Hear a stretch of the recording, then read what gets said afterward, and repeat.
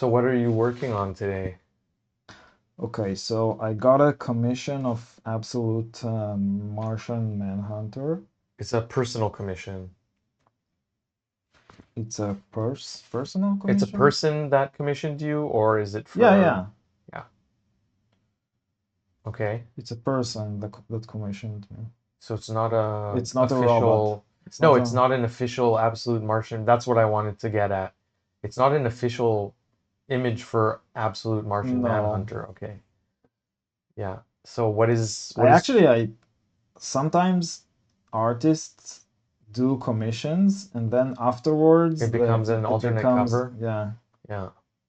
it becomes a variant I was cover. reading the Absolute Martian Manhunter series on the subway a couple of days ago, and I saw a lot of variant cover art in Yeah, there. yeah, there's a lot of them. Especially in the Absolute universe, they Yeah. do a lot of variants. And you read it after I recommended it. Yes. I really, really like I it. haven't finished it because it has all of the issues, I think, or some of the issues in there. It's not just the first issue. No, I think it's like the trade. I think Yeah, it's and the full thing. Yeah. 5 or 6 issues. So I think from the big two, like from all the recent superhero stuff, because I almost never read superhero comics, but I read the Absolute Martian Manhunter, and it's great. It looks amazing. The art is amazing, and the story is also very interesting. It was actually more interesting than a lot of the indie stuff. You want to say anything about the inspiration for the image you're inking? Sure.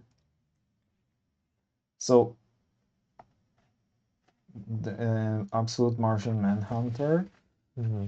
and I I wanted to do something like striking with a reference to um, classical art. So it's a reference for an artwork from the end of the 18th century Hmm. by a French artist. I think I saw the art itself. I think we both seen it. It's in the Netherlands, and uh, the art is you can show it. I It's am showing it already. the Cyclops by Odilon Redon, which is a French artist, and it's a the art itself is very weird, I have to say. It's about the Cyclops. What's his name? I forgot his name. Polyhemius that fell in. Polyphemus? I don't know how Poly, to pronounce. I'm not sure about the pronunciation.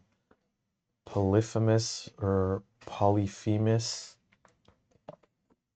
do you want to read the Wikipedia? Yeah, sure.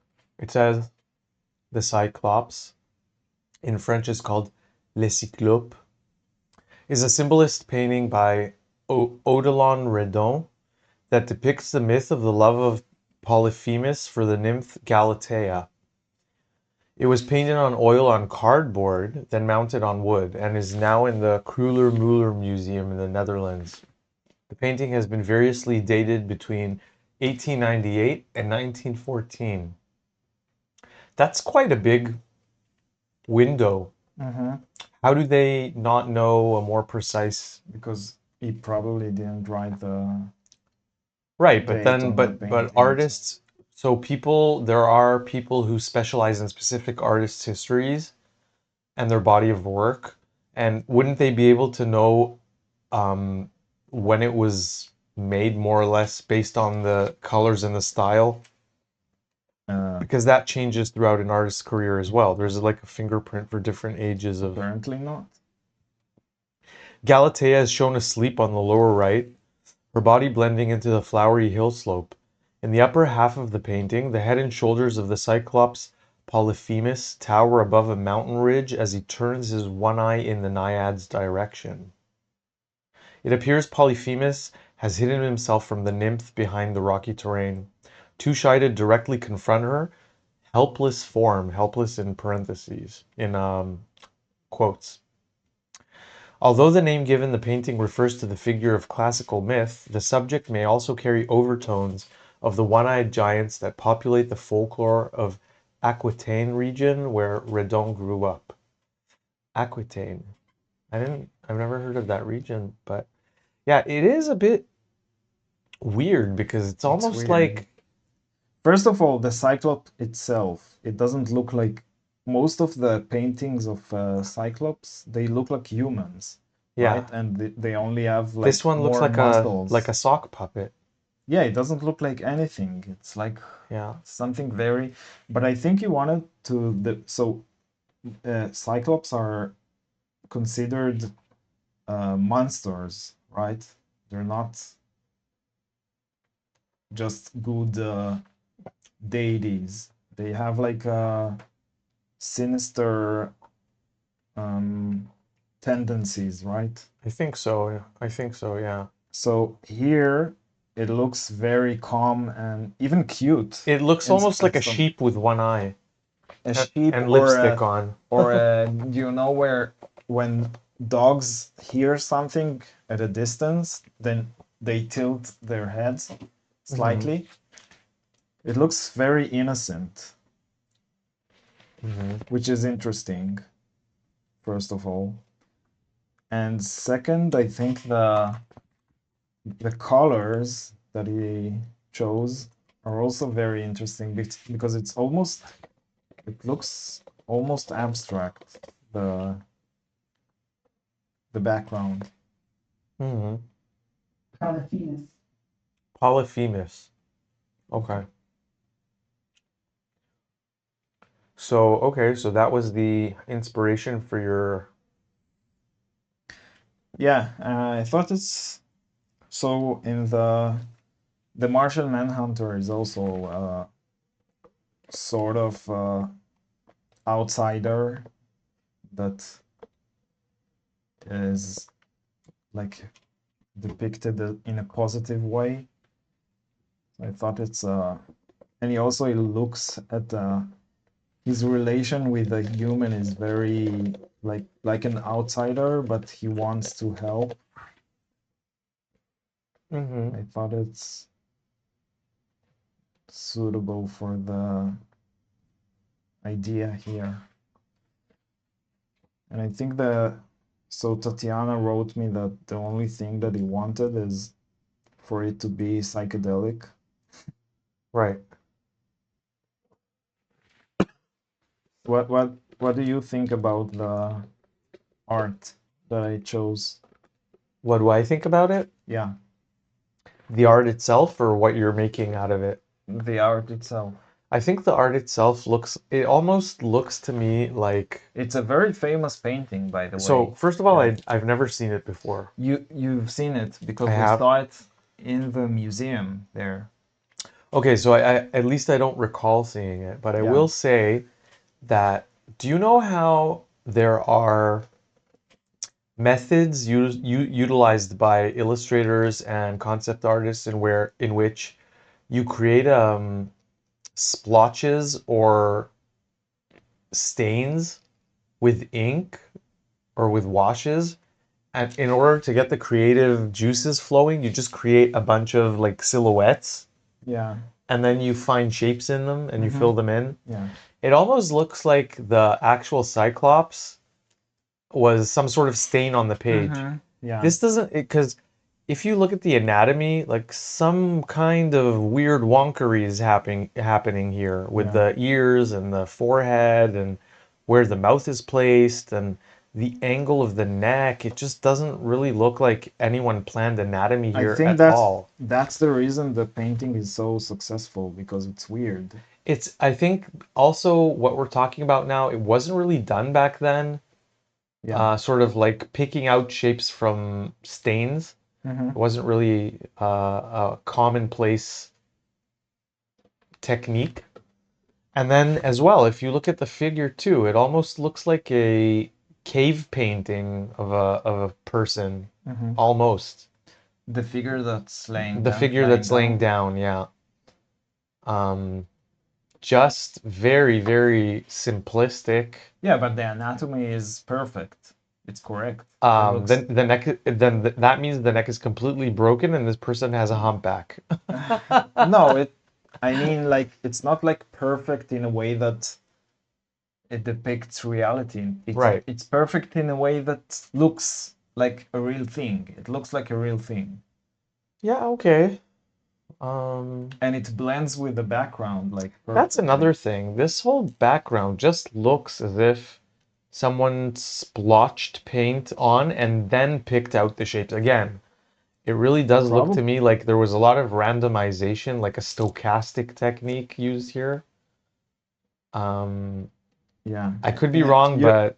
And you're saying that in a positive way, right? Oh, I'm just saying it in a neutral way. It really does stick out for if it was painted in 1914, which is the latest estimation, it's still out of place it's anachronistic. Like it's not an average type of set of techniques that were used in that time, right? Yeah, but the modernist movement already started by then. Yeah, still. It might have started, but this was not a well-established type of image. And then you have the colors as well, which are all over the place. It's like, it almost looks like modern, it could be something that someone created last year. Yeah. Even. Like a contemporary.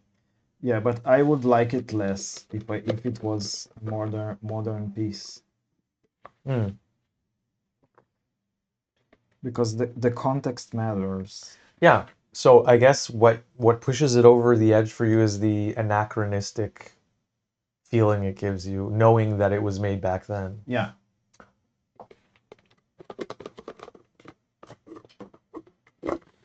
So there's that.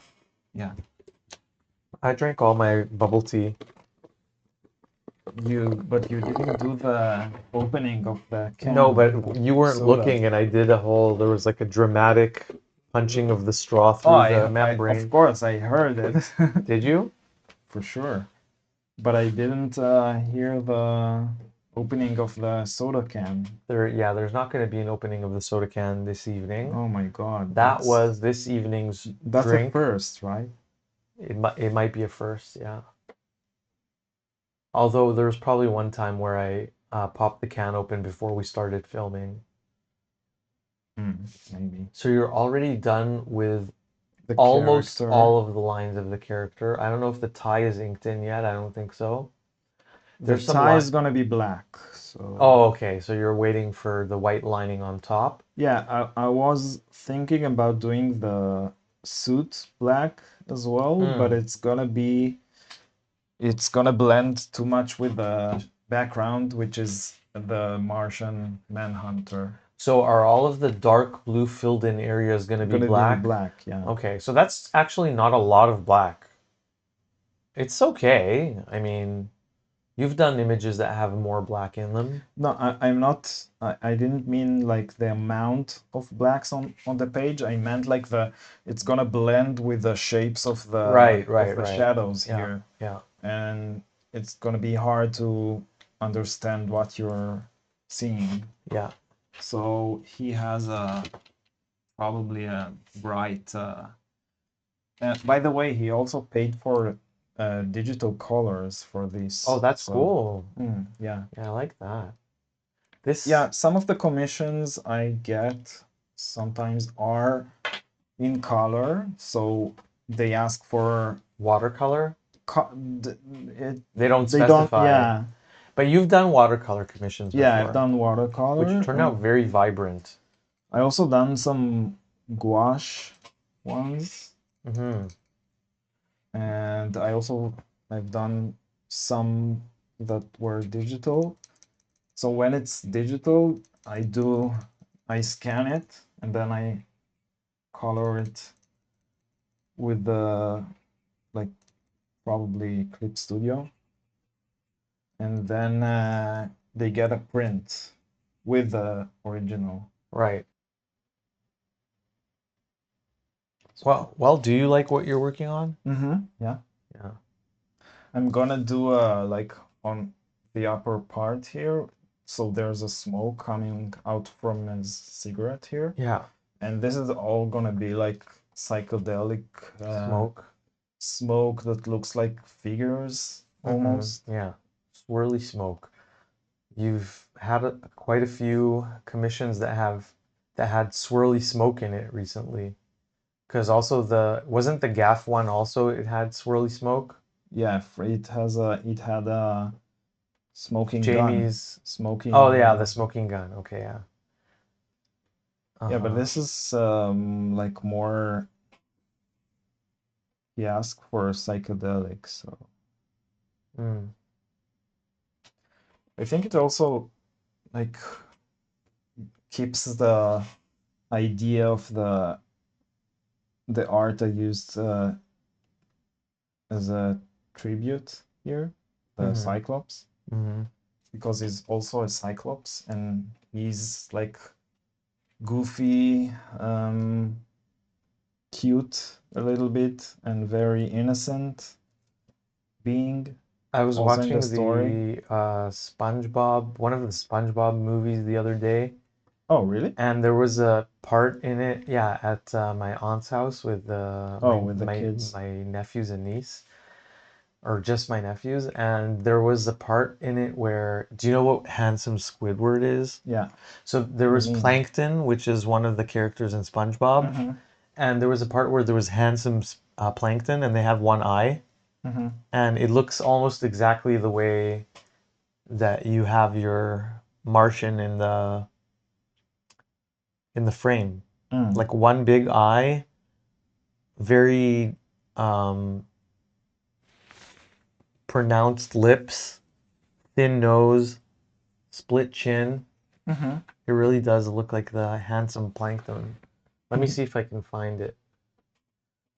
I like to know how much my mind fills in the blanks and It's how funny much. that I think they understood that it's going to be a meme, and they kept doing that Listen, it over. looks so much like, look at this. Look at this. Mm-hmm. It really does look a lot like But it. let's show the Absolute Martian Manhunter. No, I know. Here, I'm just gonna put this right And here. then show the Absolute Martian Manhunter So design. I'm talking about this, right? Handsome plankton. Yeah. And then By the way, the artist was it C2E2? Javier Rodriguez, I think his name. yeah. But I wanted to talk to him, but I didn't get a chance to do that. Yeah, so it I didn't really have does look a lot time. very similar.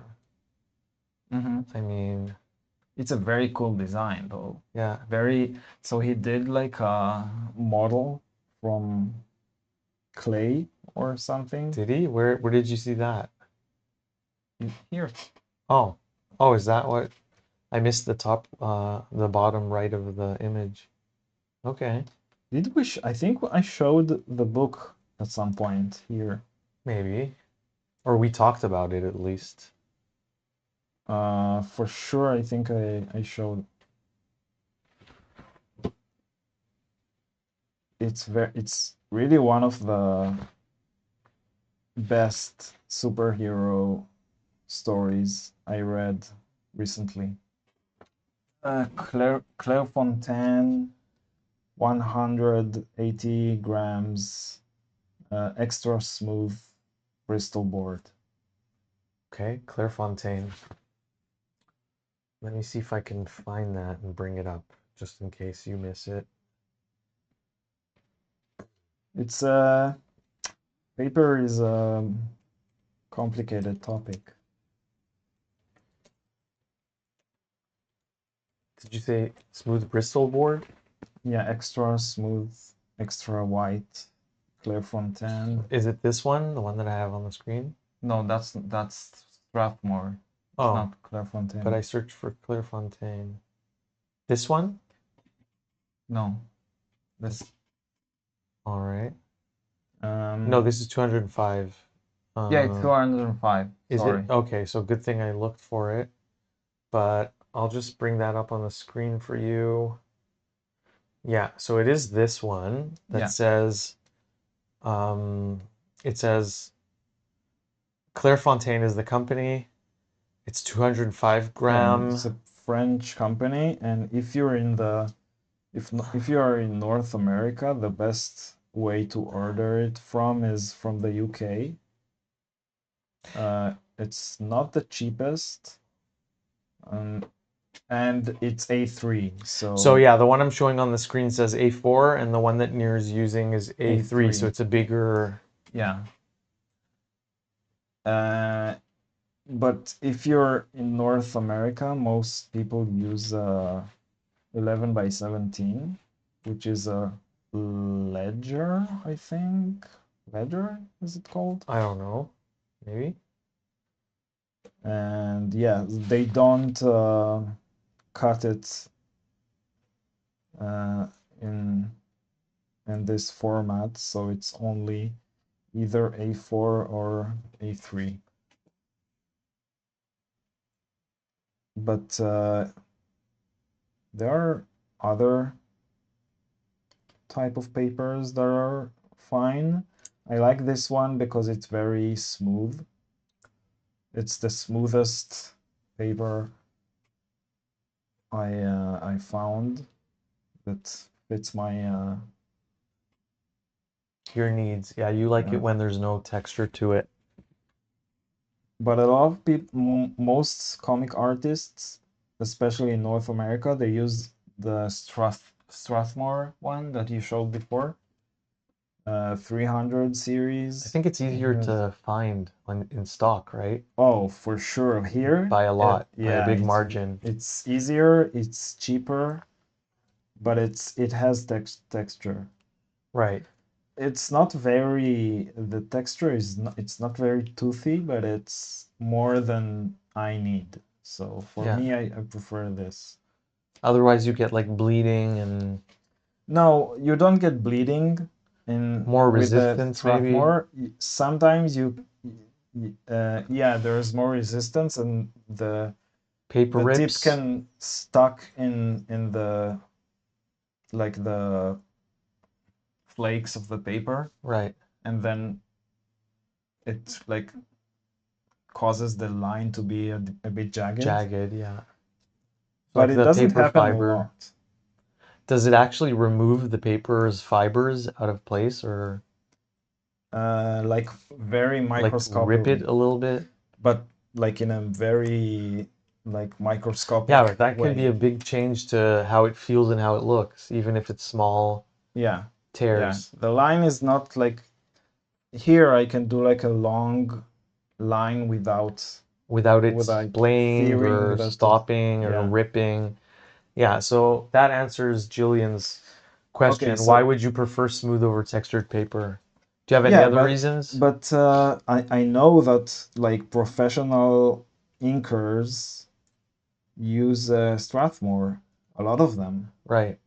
because some of them do prefer texture over smooth, because smooth might be it's like, you know, where keyboards sometimes they have a click sound and The sometimes mechanical they, keyboards, yeah. yeah, and sometimes they don't have, and some people prefer that it has like a click sound when you click on the keyboard, and some people prefer that it be Yes, yeah.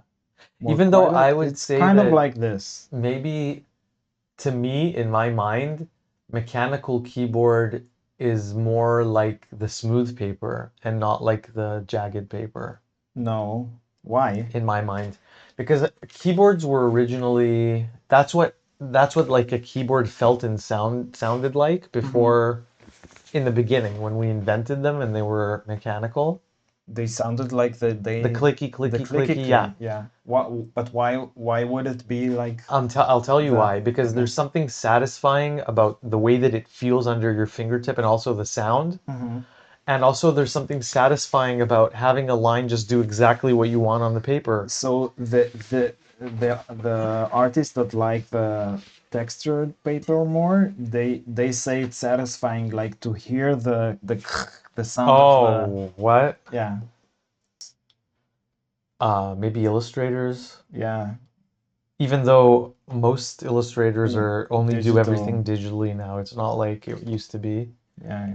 Um, I think for commercial stuff, the only ones that are still working traditional is comic book artists, yeah, right? actually, It's very interesting that that's the way it is, but because you know, back in the day, all advertisement was done of course, obviously everything, manually. not just So the advertisement. Coca-Cola logo that Andy Warhol designed was done physically, manually on a piece Yeah, of paper, on a but piece of canvas. I'm saying not just that. I'm talking about like technical drawing, like architectural Yeah, uh, blueprints. they also do that digitally now, Yeah, and they used to do it. it's just digitally. I don't No one understand. does that How did they traditional. used to do that manually? You Because you make it's so many changes to it, right? yeah. It How did was they make changes to it? you can use a knife. What's the name of the like what's the name of it? What? Razor, like a razor, Razor blade? not a razor blade, X-Acto knife. An X-Acto knife? Yeah. You can use it to scrape off the ink from paper. That's the way they did the Interesting. Okay, so like shaving off correction. the top layer of the Yeah, but paper that had. obviously you can't do it like over and over again on the same location. But they also had at some point they had copying machines. Yeah. So I remember a friend that worked with me told me that he came up with a idea and a system that he could actually use technical pencils instead of the technical pens, and like reproduce the like copy it, reproduce it in a way that looked as if it's like a pen. I have And no then he idea could what you're talking about. what? I have no idea what you just said. So to do a blueprint in Yeah. architecture, Yeah. you start with a pencil. Really? Now you do it. Everything is done like No, but back in the day, they back in the started with day. Yeah, pencils, but wouldn't pencils. that easily smudge and erase? No, you start with a pencil. You do the like this like the sketch of the blueprint, and then you go over it with a technical pen afterwards. Right. I guess sometimes you could start with the technical pens, but if you don't really have something that is completely planned already, it's going to be hard to start Yeah. right on with the same as when I do drawing. It's the same way. But yeah, so they started with a technical pen. So he came up with a system that he could only use, but it was only after they had copying machines. Right. Before that, they had to Oh, like draw now it. only now did I understand what you were talking about when you said copying machines. Yeah. Because I didn't grok how he was turning a pencil sketch into something that resembled Yeah, they ink. had like a big copying machine. Yeah. So it wasn't like a scan. They didn't have a computer. It was like in the 70s or yeah, Yeah. 70s, I guess.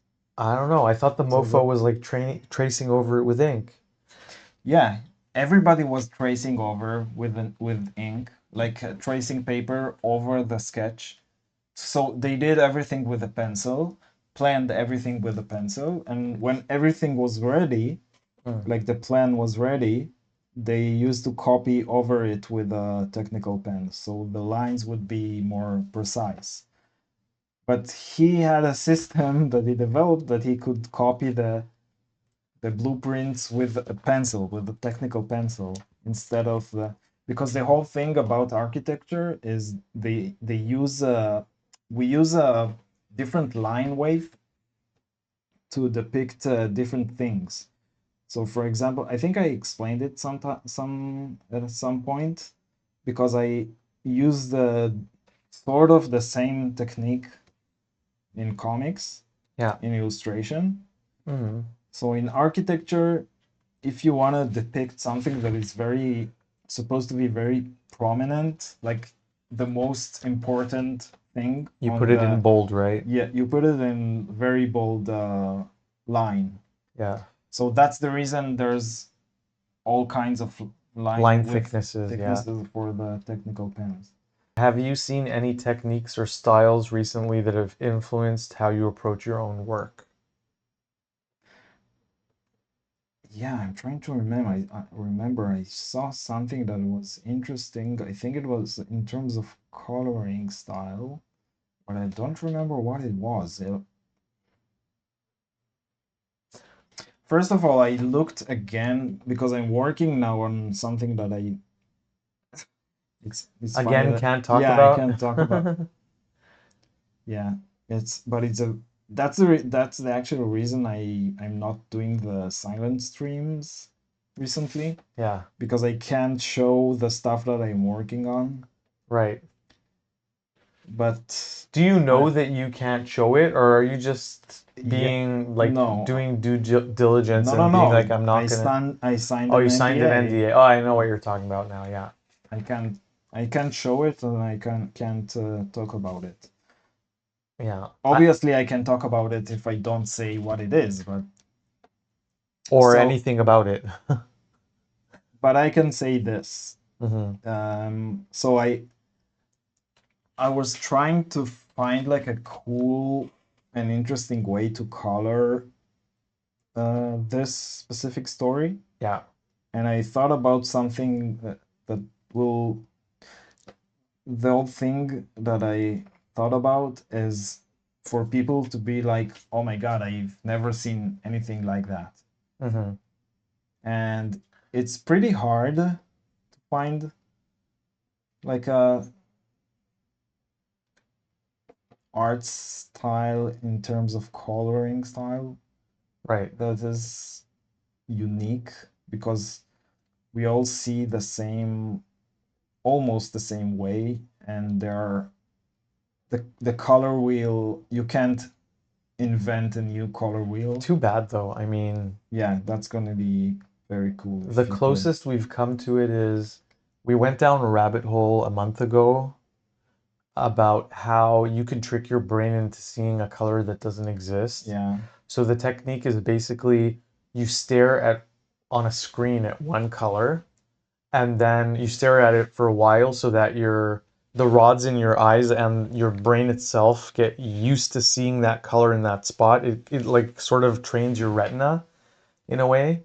And then they instantly turn it into a different color and you keep looking in the same spot, and for a moment, or sometimes it lasts more than a moment, your brain thinks that it's seeing a color that doesn't really exist, I guess. It's like an overlay.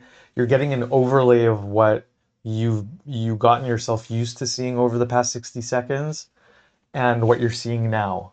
Mm-hmm. So they sort of blend.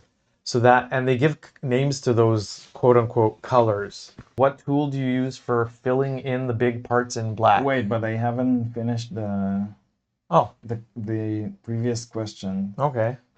about the what art have I seen, because Oh, I started the story of like I was looking for something different in terms of coloring, and I remembered that I've known and seen before some artwork by Jack Kirby,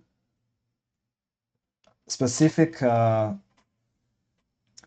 um, pieces that he made, I think later in his career. You can show them. It looks very psychedelic and very colorful. Just look for Jack Kirby. I don't remember the name of the pieces, but if you write psychedelic, it will. I'm sure you'll see it. It's a series of, yeah. That's the all of Oh these. yeah, you showed me this. Okay. Uh-huh. Yeah. So I don't see a lot of this style in like comics, Yeah. but it's not it's not like I took it as it is and I don't know, I used it the way it looks. I'm trying to develop something else, but kind of in this sort of vibe. Yeah. I really like this. It's really interesting. I think this is a well-known image. No, this is not Jack Kirby. Looks like It says a, Jack Kirby. yeah, but it's Pinterest. Oh. I think it's just this. This is Jack Kirby. This is Jack Kirby. Oh, this I like. That's very cool. Mm-hmm. This one I like. This is also Pinterest though. Yeah, but this is Jack Kirby. Yeah. I know the specific piece. It's like a city or something. This too? Yeah, but that's, I'm not sure if that's probably his inks, but I'm not sure if it's his colors. Yeah. Yeah, all of these are his. This looks like someone was on some substance. That's what it looks like. I'll just, the way that people describe their trips, Mm-hmm. even though I haven't done psychedelics before, hallucinogenics, this sort of looks like what my mind conjures when they speak about it or write about it. Very vibrant colors, high contrast, shapes that recur but are different, all sorts of like geometric patterns, faces, temples. Yeah. I think that Oh, we probably associate the psychedelics with this specific style because of the Beatles and because of the all of the art that was done, that was actually inspired by art nouveau, hmm. like from a long time before that. But yeah, the 60s, they've done a lot of album covers that was kind of looking like this style. Yeah. But There, I remember I've seen, for if we get back to the question, yeah. I remember that I saw something oh, I know what it is. It's the comic book with the um, silver lines over the black paper. Uh-huh, yeah. Okay, that was interesting. Was that a local artist's book? I don't think it's local, but we bought it. I bought it at the The Beguiling. Beguiling in Toronto. Yeah. I think he's Japanese Hmm. because his name sounded Japanese. Which tool do you use for filling in the big parts in black? Um, all different types of tools that I have. Yeah. Did you go Depends over on. it in the one of the videos that are on your channel? Is there a video that in which you talk about the different? I think we have a video of art tools, but Yeah. I'm not sure if I talked about the blacks. So the blacks, I'm for the corners, the small corners, I use smaller tools, various. Sometimes I use a brush. Yeah. The brush that I showed here, this one. Yeah. No, not this one. Where is it? Yeah, this one. Windsor Newton. Yeah, but they Series can't see Devon. anything because it's so dark. It's still pretty dark. Maybe a light above temporarily. Yeah. Okay, that's better. Series 7, Windsor Newton. It says size 000 maybe Yeah, I think it's the finest of the tip. series, yeah. And I use this sometimes, which is maybe faster, but I don't like the ink inside because it's not really black. This is for the acute For angles. for the Yeah, tips. hard tips. terminations. Yeah, because if I'll use only the big brush, You won't be able I to won't be produce those able. angles. Yeah. Afterwards, I'll use a bit bigger. And most of the time I do Molotov now. I think this is the finest For the medium size. for the lines Closer and to, yeah, closer to the edges. yeah. And then I'll do I recently, so I sometimes I use like ink with a brush, Mhm. but recently it's easier for me to do it with a Chisel Molotov, like the Molotov. big chisel Molotov. Yeah. For a long time I used Posca, Right. but Posca are not refillable. Hmm. They're a bit cheaper than Molotov. But they're not refillable. They're not refillable, but the ink is okay. It's the same as Molotov almost. Yeah. So the quality is almost the same, but it's not. You can't refill it, so it's like all over. It's gonna be more expensive. Hmm. And for the bigger parts after that, I have all kinds of sizes of Molotov. I have this, and there's this. It's just really, really dark, so I don't think anyone is able to. It's like, oh, that's a little bit better. Oh, that's the pump marker 611EM. Okay. That's like it's a flat chisel, Yeah. large surface cover, a felt tip by Molotov. Yeah. Where was I? Where were you in the piece? Yeah.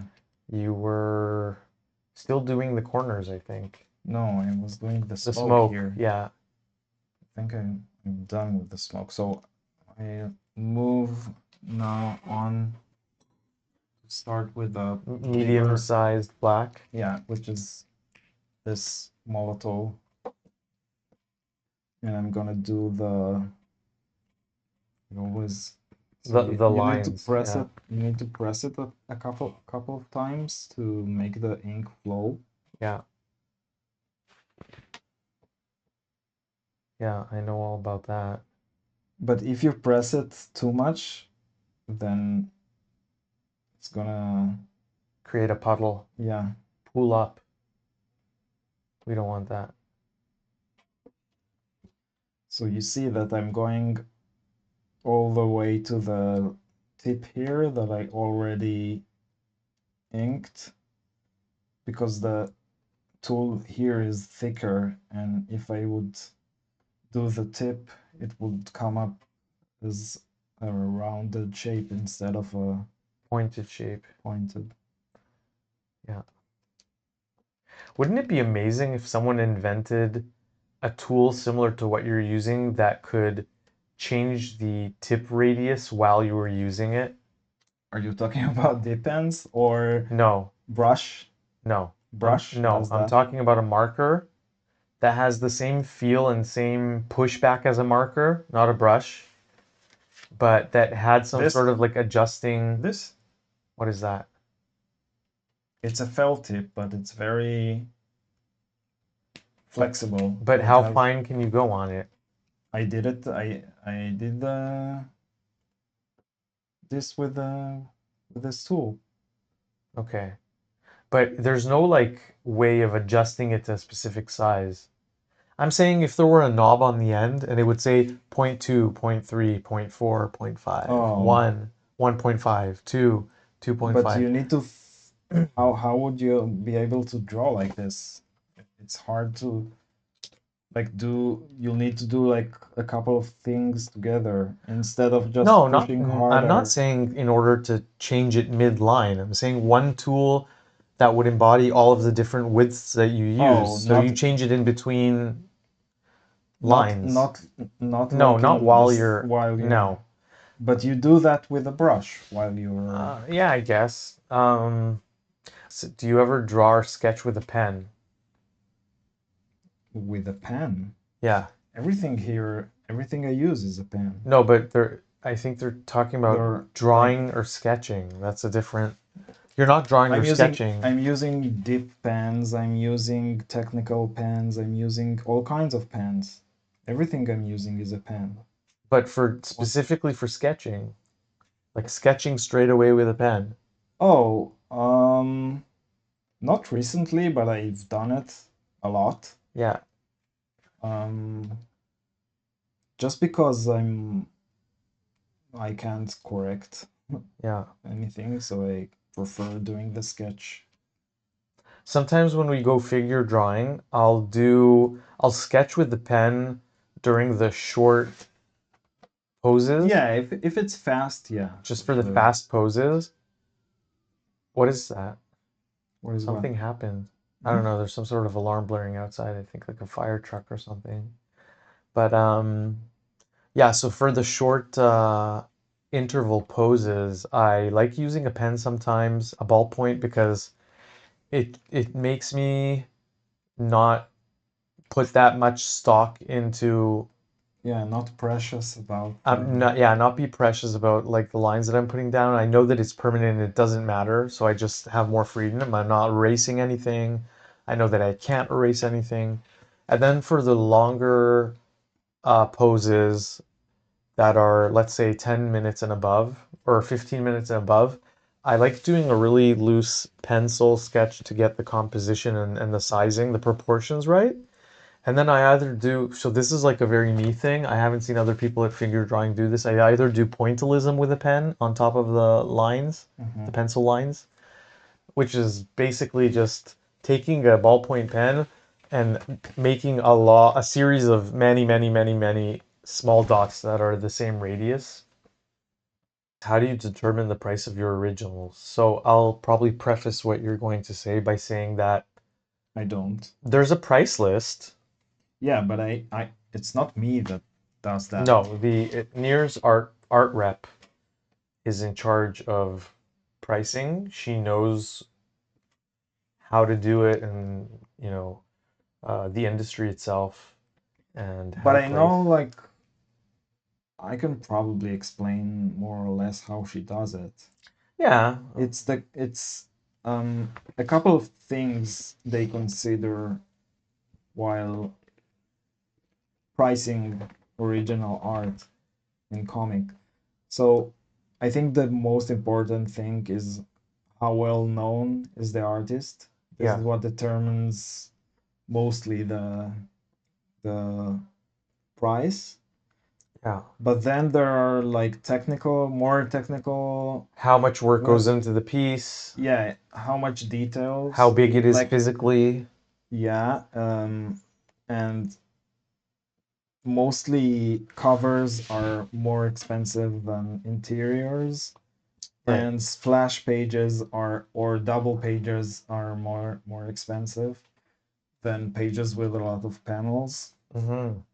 And then there's like the X factor, which is is it striking? Is there something interesting?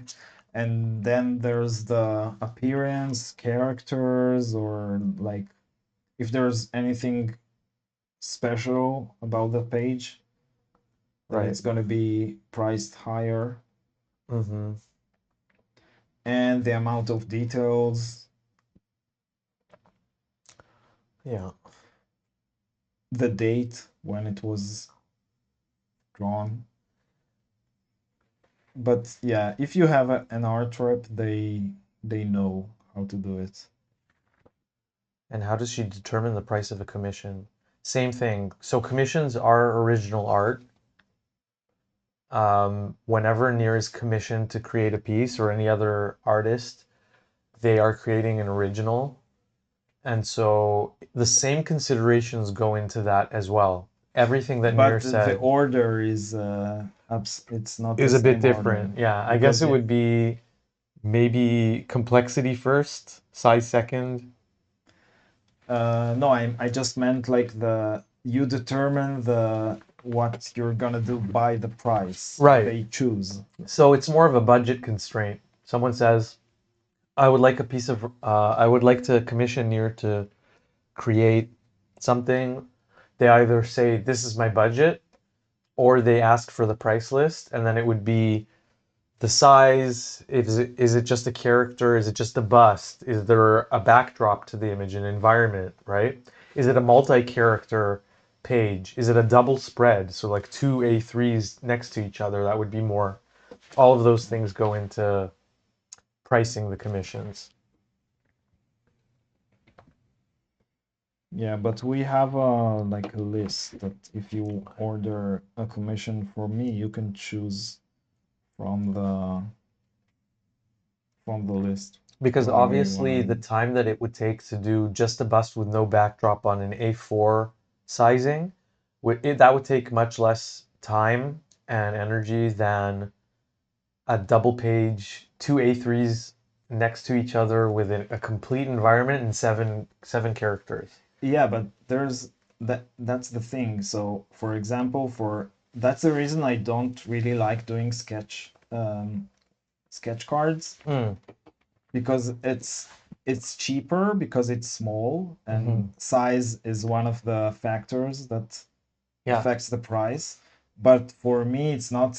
It doesn't take less time to do a because you put sketch a lot card. of effort into Yeah, anything that because you it's so create. small You have to and pay it's attention to hard. every single line. Yeah, So there might be, in many cases, there are less lines, but each line takes more care, if that makes sense. yeah. And also the composition is kind of And it's hard. fighting you in a Yeah, way. and it's harder to do because it's small. It's hard to see. Super It's hard small. to. And some people really And have, I don't like the fact that I don't like doing them not because I can do them, uh, but after I do the sketch cards, when they have a show, Comic Art fans, Comic Art Live, they have a YouTube channel yeah, and they show the sketch cards, on the full art on screen, full on the screen. TV. We watch it on the When you TV. yeah, when you see it like in real life, it looks great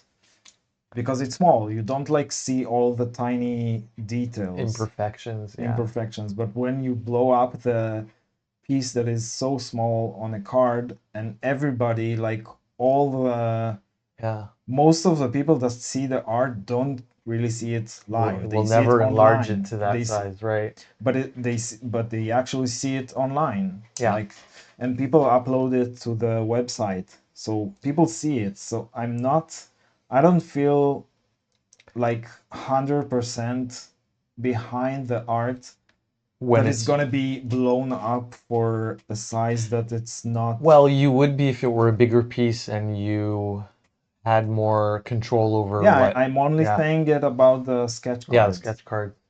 Okay, so it has been over an hour and a half at this point. This is usually when we say thank you for joining us today and we show the work so far on the piece that you're working on today. That's all that we can say at the moment. Yeah, so this is gonna be very cool. It's already very cool. I love the way the corners all look like sort of like a flock of birds, like a murmuration almost. It's really cool. Yeah, it's not gonna stay like that, but Take care. We'll see you again next week. bye bye. See ya.